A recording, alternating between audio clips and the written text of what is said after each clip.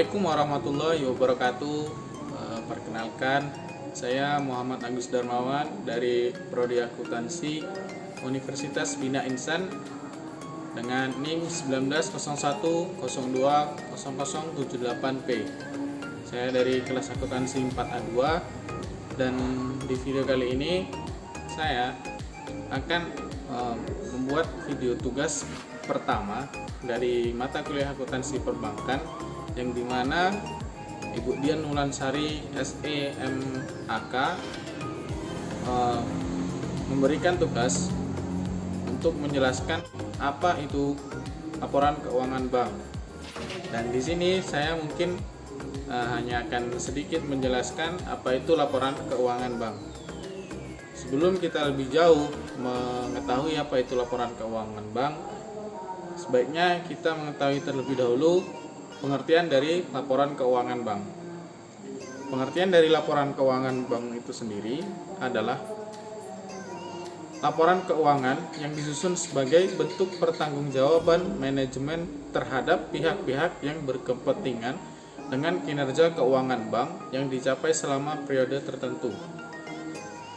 Oleh karena itu, laporan keuangan bank harus memenuhi syarat mutu dan kualitatif akuntansi perbankan, sehingga tidak ada keraguan dalam menggunakannya dan sebagai pedoman dalam menyelenggarakan akuntansi bagi manajemen bank. Kemudian, apa sih itu tujuan laporan keuangan bank? Tentunya, sebuah laporan keuangan memiliki tujuan tertentu. Misalnya saja laporan keuangan bank. Tujuan laporan keuangan bank adalah menyediakan informasi yang menyangkut posisi keuangan, kinerja, serta perubahan posisi keuangan suatu perusahaan yang bermanfaat bagi sejumlah besar pemakai dan pemangku kepentingan atau stockholders dalam membuat keputusan finansial. Selanjutnya, ada juga jenis-jenis laporan keuangan bank. Di sini, bank komersial, baik bank umum maupun bank perkreditan rakyat atau BPR, diwajibkan memberikan laporan keuangan di setiap periode tertentu. Jadi, di laporan keuangan bank itu ada beberapa jenis atau memiliki beberapa periode dalam pelaporan keuangan bank.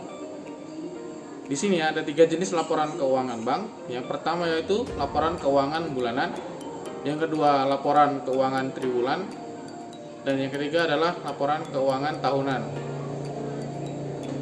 Sesuai dengan namanya, yang pertama laporan keuangan bulanan, yaitu laporan keuangan bulanan bank yang dibuat di setiap akhir bulan oleh sebuah bank, baik konvensional maupun BPR. Kemudian yang kedua, laporan keuangan triwulan, yang artinya laporan keuangan yang dibuat oleh bank dalam periode 3 bulan sekali atau triwulan. Kemudian yang keempat adalah laporan keuangan tahunan. Dalam laporan keuangan tahunan ini dibuat dalam periode 1 tahun sekali atau biasanya dibuat di akhir tahun. Dalam keuangan laporan triwulan, laporan ini dilakukan per 3 bulan dan wajib disediakan di akhir bulan Maret, Juni, September, dan Desember.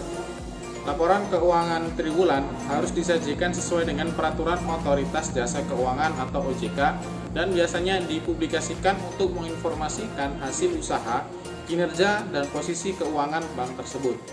Cakupan pembuatan laporan didasarkan pada persyaratan standar akuntansi keuangan atau PSAK, Pedoman Akuntansi Perbankan Indonesia, dan peraturan yang diciptakan oleh Bank Indonesia. Dan pada laporan keuangan tahunan dirilis setiap tahun untuk menginformasikan kondisi keuangan bank secara menyeluruh. Dengan demikian, nasabah dan publik akan mendapatkan gambaran mengenai kinerja dan performa bank positif atau negatif di tahun tersebut.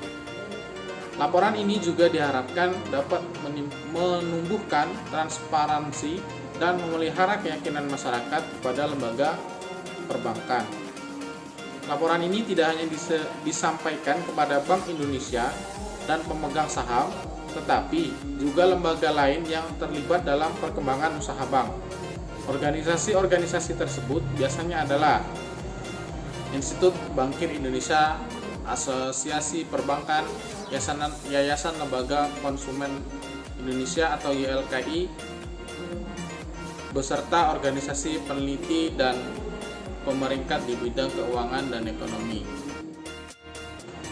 Selanjutnya di sini komponen laporan keuangan bank atau komponen laporan keuangan bank. Yang pertama adalah neraca bank. Neraca atau balance sheet merupakan laporan yang menggambarkan jumlah kekayaan harta, kewajiban hutang, dan modal dari suatu perusahaan pada saat atau per tanggal tertentu.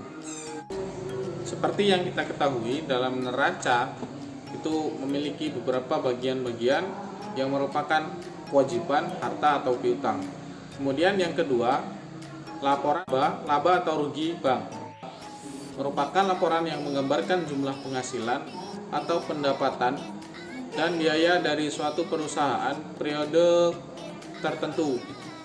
Ada dua pendekatan sebagai dasar dalam menggolongkan serta mengikhtisarkan transaksi-transaksi yang terjadi dalam perusahaan, yaitu dasar tunai atau cash basis dan dasar waktu atau accrual basis. Yang ketiga, laporan likuiditas aktiva produktif. Aktiva diartikan sebagai jasa yang akan datang dalam bentuk uang atau jasa yang mendatang dalam bentuk kecuali uang, yang di dalamnya terkandung kepentingan yang bermanfaat yang dijamin menurut hukum atau keadilan bagi orang yang atau sekelompok tertentu. Yang keempat adalah laporan komitmen dan kontingensi. Komitmen dan kontingensi harus disajikan sedemikian rupa sehingga apabila dikaitkan dengan pos-pos aktiva dan pasiva, neraca dapat menggambarkan posisi keuangan secara wajar. Komitmen dan kontingensi merupakan transaksi yang belum mengubah posisi aktiva dan pasiva bank pada tanggal pelaporan, tetapi harus dilaksanakan oleh bank apabila persyaratan yang disepakati dengan nasabah telah terpenuhi. Komitmen dan kontingensi dapat berupa tagihan atau kewajiban bank tersebut dalam bentuk mata uang rupiah atau asing. Pengertian komitmen sendiri adalah suatu perkataan atau kontrak berupa janji yang tidak dapat dibatalkan secara sepihak dan harus dilaksanakan apabila persyaratan yang disepakati bersama dipenuhi. Sedangkan kontingensi adalah tagihan atau kewajiban yang timbul tergantung pada jadi atau tidaknya suatu peristiwa di masa yang akan datang. Yang kelima adalah laporan rasio keuangan. Analisis rasio finansial. Penggunaan analisis rasio untuk melakukan interpretasi dan menganalisis laporan keuangan akan menggunakan suatu ukuran tertentu yang disebut rasio.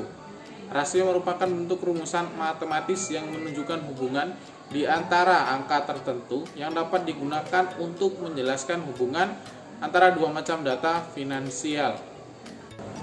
Yang keenam, laporan aktiva produktif. Berdasarkan SK Dir RT pada tanggal 12 November 1998 telah ditetapkan tentang ketentuan baru mengenai kualitas aktiva produktif, bahwa yang dimaksud dengan kualitas aktiva produktif adalah penanaman dana bank baik dalam rupiah maupun valuta asing dalam bentuk kredit, surat berharga, penempatan dana antar bank, penyertaan saham, termasuk komitmen dan kontingensi pada transaksi rekening administratif. Posisi laporan keuangan atau laporan posisi keuangan. Klasifikasi aktiva dan kewajiban. Menyajikan aktivasi berdasarkan urutan likuiditas dan kewajiban berdasarkan tanggal jatuh tempo. Mengelompokkan aktiva ke dalam lancar dan tidak lancar dan kewajiban ke dalam jangka pendek dan jangka panjang. Dan mungkin hanya itulah sedikit penjelasan saya tentang laporan keuangan bank yang dapat saya sampaikan.